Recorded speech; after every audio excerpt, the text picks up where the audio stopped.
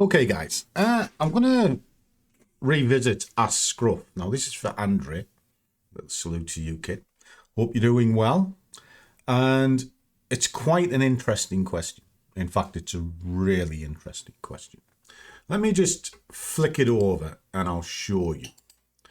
Because it's not a straightforward answer. So, quick question about, is it worth it? When looking at return on investors, I've heard you say look for a minimum of 10% out of position. Do you work that out by estimating the first position, and will it give you at least 10% total amount, and are you willing to invest? Or do you work it out on a one-on-one criteria? Right, okay. Let me just kind of give an idea of what that's all about. So if we look at this for argument's sake, the first part of the puzzle is where are the barriers? So in this scenario, we can see if I enter the market at worst case scenario on that level, there is 79,000 points to the next stall point, or I've got 42,000 points to the lowest stall point. So what that means is, from an is it worth it perspective, is there's more chance of it running up to here to be stalled than there is running down there because the price is on the other side. In other words, it's got clean air to run up there and I've got a barrier stopping it coming down.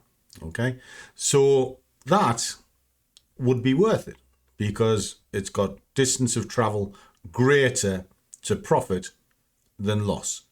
Now, ideally, that is superb because your stop is just under here, your profit is up there. It's more than one-on-one. So that's the first thing that I would look at to see, is this worth it? In other words, can I get further into profit than loss? All right, basic stuff. All right. The minimum criteria in that scenario is one-on-one. Right. So I want like a gap of 1 to 1. And this is watered terms in the way that I look at things because every trade has to be taken on its own merit. But then I would delve deeper into this. Now, this is the small account. This is the weekender account. Started with 100 quid and we only trade it on a Saturday and a Sunday. Now, the issue with that is there's very limited products to trade.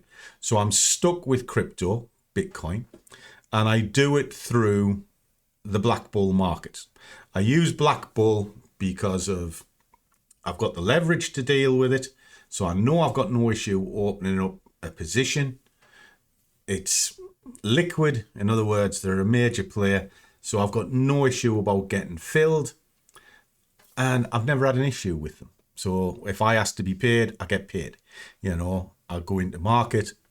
It does what it says on the tin. So BlackBull is the one that I would only look at for this sort of thing, okay? And they're a good broker anyway in general. So if you want to try them, the link's down below. So from here, let's look to see what's going on. Now, over the course of this weekend, it was quite difficult. You know, had to run it through the 10 o'clock at Sunday night. So you take a little bit of swap on. It's not really an issue. All right. So I've got to look at them. But the upper side would pay the swaps off. So is that worth it? Well, yes. Because my net balance is greater. And that's it. So there we are. It's 291 on the gross. There are the costs. I ended up with 249 for the couple of hours between 10 and 12 o'clock last night. Okay, so I was net positive. So is that worth it? Yes, it is. Now let's have a look, see what else is going on with this. So there's your 100 quid going in. Now sometimes you've got to kill these trades off. And we are dealing pennies, so for all those that are laughing, pennies make pounds and pounds make bank. And you'll see that over and over. So this has actually grown about 16% from its inception 2 weeks ago. Now, if you can do 16% in 2 weeks, brilliant. You all performed the bank. So it's averaging 8% per week. It's a little bit less than what I would like, but it's still worth it because it beats the bank. So that's another tick. Is it worth it?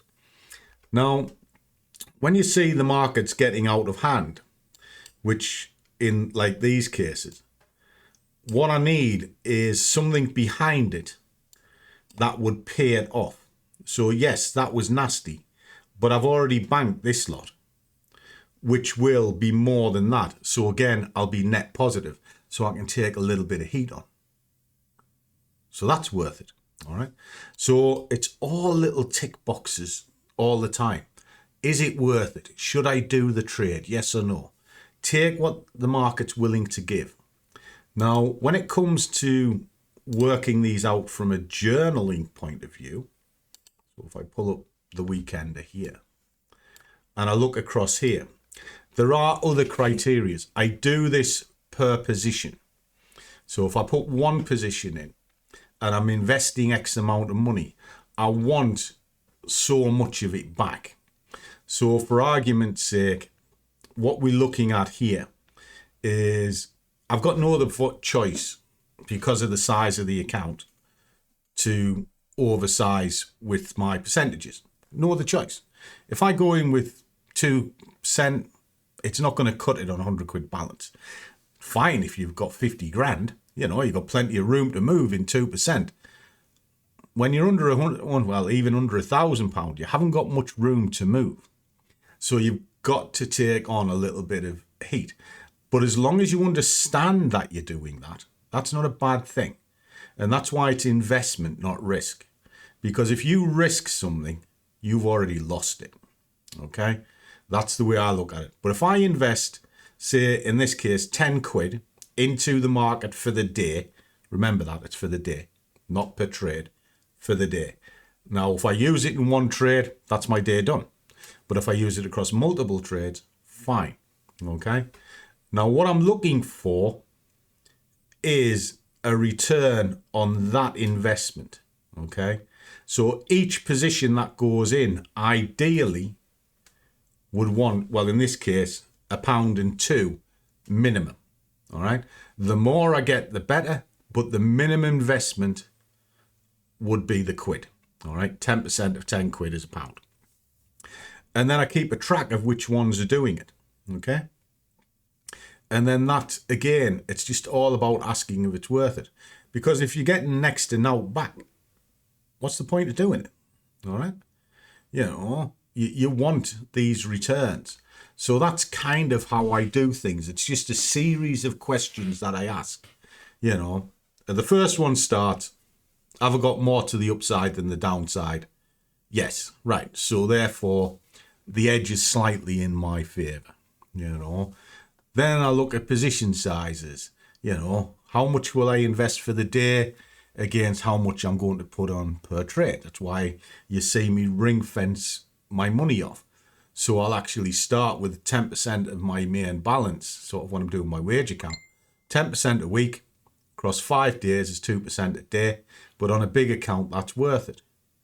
On a smaller account, I can't. I've got to work into it. So that's where you see the 10% from. But as that account grows, that investment level will come down. And that's how I do it. You know, it's all about just asking simple questions and running it as a business, not just running at the market. There's a big thing. And if you watch the comments and everything, you'll start seeing a lot of people just run at the markets. They put no thought into it whatsoever. They just think, well, the markets are open, so therefore I'll pull some money out of it. It doesn't always work like that. Think about Monday morning, you know. That can ask a very simple question. Is it worth it? Monday morning is by far one of the most dangerous times to trade. Why? Because you've got no idea where the money flow is. You know, you can take a punt off the Sunday night, but it hasn't fully opened till Monday, 8 o'clock. You've got no idea which way they're going to push the market. How many times do you see on the strength sheet something that is really strong on Friday, I mean mega strong, and it's virtually at the bottom on the Monday morning because it's a change of heart. So you don't know. So ask the question, is it worth it? But in this case, is it worth switching the computer on in the first place? And the answer on a Monday morning is no. It's gambler's paradise. And why is it gambler's paradise? Because you can't plan it. You really cannot plan a Monday morning. So therefore, if you get caught, it's good luck, not good planning. So I ask the question again, is that worth it? No, because the house always wins. Likewise, on a Friday, why do I not trade on a Friday afternoon? Because it's not worth it either. Liquidity dries up. The big players are starting just to finish off for the weekend. So the markets slow down to such a pace, you can't really get out of something if you're wrong. So therefore, the edge is on the bank side or on the big money side, not your side. So again, is it worth it? It's the first question that should be asked any time. Well, actually, the first question is, can I afford it? So, can I afford it? You know, if you've got £1,000 and you're putting a fiver a point on, good luck. That £1,000 ain't going to last long, you know. But if you put £1 on, well, yeah, I can afford that. So that's your first question answered. Now, how do I use that pound to generate some money? You ask the next question, is it worth it? So there you go. That's kind of what runs through my head. Everything is planned, period. So as always, guys, trade well, keep your risk managed, but above all, do what you love, and the money will follow. See you all in the next one.